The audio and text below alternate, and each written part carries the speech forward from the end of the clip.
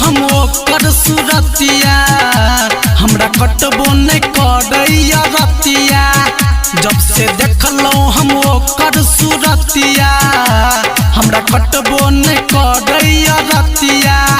याद की हम कही सबटा बात सही हम तो अखिए से नाप लेलिए नाभि के। छेड़े एगो बहिन कुमार हमरा भाभी के, छेड़े एगो बहिन जवान हमरा भाभी के, छेड़े एगो बहिन कुमार हमरा भाभी के, छेड़े एगो बहिन कुमार हमरा भाभी के।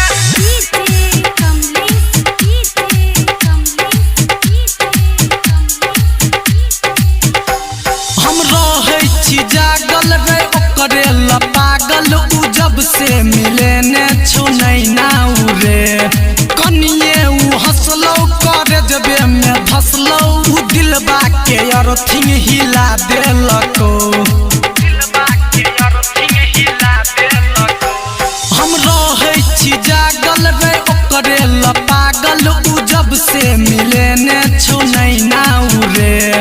कनिए उ हंसलो करे जबे में धसलो उ दिलबा के अर्थिंग हिला देलको, दिलबा के अर्थिंग हिला देलको।